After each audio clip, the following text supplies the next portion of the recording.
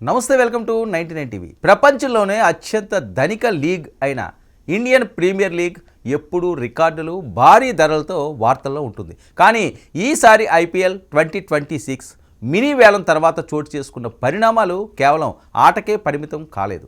Global క్రీడా వేదికపై దేశాల మధ్య ఉండే రాజకీయ ఒత్తిడి, సామాజిక భావోద్వేగాలు క్రికెట్ను ఎలా ప్రభావితం చేస్తాయో చెప్పడానికి బంగ్లాదేశ్ స్టార్ పేసర్ ముస్తాఫిజుర్ రెహమాన్ ఉదంతం ఒక నిలువెత్తు సాక్ష్యంగా నిలిచింది. ఒక ఆటగాడి కొనుగోలు చివరకు రెండు దేశాల మధ్య దౌత్య సంబంధాల స్థాయికి చేరుకోవడం ఇప్పుడు క్రీడా ప్రపంచంలో హాట్ టాపిక్గా మారిపోయింది. ఇక 2025 డిసెంబర్లో అబుదాబిలో జరిగిన ఐపీఎల్ 2026 మినీ వేలంలో కోల్కతా నైట్ రైడర్స్ ఒక సాహసోపేతమైన నిర్ణయం తీసుకుంది. బంగ్లాదేశ్కు చెందిన అనుభవజ్ఞుడైన ఎడమ చేతి వాటం పేసర్ రెహమాన్ను ఏకంగా 9.20 కోట్ల రికార్డు ధర వెచ్చించి సొంతం చేసుకుంది. ఐపీఎల్ 2016 నుంచి భారత పిచ్చులపై అద్భుతమైన రికార్డు ఉన్న ముస్తాఫిజుర్ రాకతో తమ బౌలింగ్ విభాగంలో బలోపేతం అవుతుందని కేకేఆర్ యాజమాన్యం భావించింది. అయితే ఈ కొనుగోలు జరిగిన కొద్దిసేపటికే పరిస్థితులు ఒక్కసారిగా తారుమారైపోయాయి. ఇక బంగ్లాదేశ్లో గత కొన్ని రోజులుగా చోటు చేసుకున్న దాడులు, ముఖ్యంగా అక్కడ హిందూ మైనారిటీలపై జరుగుతున్న హింసాత్మక ఘటనల వార్తలు భారతదేశంలో తీవ్ర ఆగ్రహాన్ని కలిగించాయి.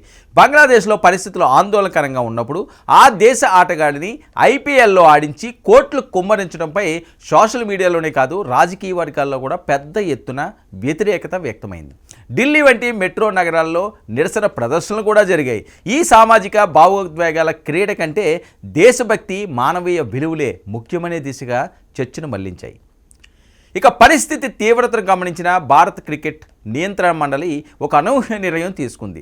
ముస్తాఫిజుర్ రెహమాన్ను తక్షణమే ఐపీఎల్ 2026 స్క్వాడ్ నుంచి విడుదల చేయాలని కోల్కతా నైట్ రైడర్స్ జట్టును ఆదేశించింది. ఈ విషయాన్ని బీసీసీఐ సెక్రటరీ దేవజిత్ సైకియా ధృవీకరించారు. ఐపీఎల్ నియమాల ప్రకారం ఒక ఆటగాడిని ఇలాంటి ప్రత్యేక పరిస్థితుల్లో విడుదల చేసినప్పుడు ఆ ఫ్రాంచైజీకి ఇక మరొక మార్పిడి ఆటగాడిని ఎంచుకునే అవకాశం కల్పిస్తామని బీసీసీఐ భరోసా ఇచ్చింది. ప్రభుత్వం నుంచి నేరుగా మార్గదర్శకాలు రాకపోయినప్పటికీ దేశంలోని ప్రస్తుత పరిస్థితులు, ప్రజల సెంటిమెంట్ను గౌరవిస్తూ ఈ నిర్ణయం తీసుకున్నట్లు సమాచారం. ఇక ముస్తాఫిజుర్ విషయంలో తీసుకున్న ఈ నిర్ణయం కేవలం ఐపీఎల్కే పరిమితం కాకుండా రాబోయే అంతర్జాతీయ సిరీస్లపై కూడా నీలి మేఘాలు కమ్ముకునేలా చేసింది.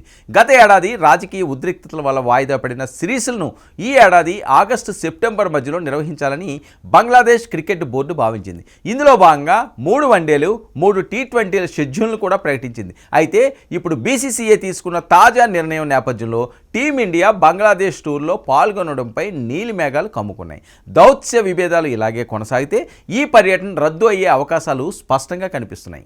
ఇక క్రికెట్ అనేది కేవలం బ్యాట్, బాల్కు సంబంధించిన ఆట మాత్రమే కాదు, అది దేశాల మధ్య సున్నితమైన సంబంధాలపై ఆధారపడి ఉంటుందని ఈ సంఘటన మరోసారి నిరూపించింది. ముస్తాఫిజుర్ రెహమాన్ వంటి ప్రతిభావంతుడైన ఆటగాడిని కోల్పోవడం కేకేఆర్ జట్టుకు సాంకేతికంగా లోటైనప్పటికీ దేశ సెంటిమెంట్, సామాజిక భద్రత దృష్ట్యా బీసీసీఐ తీసుకున్న ఈ నిర్ణయం ఇప్పుడు చర్చనీయాంశంగా మారింది. ఇది భవిష్యత్ గ్లోబల్ క్రీడలు, ఇక రాజకీయాల మధ్య ఉండే సంబంధాన్ని ఏ విధంగా మలుపు తిప్పుతుందో వేచి చూడాలి.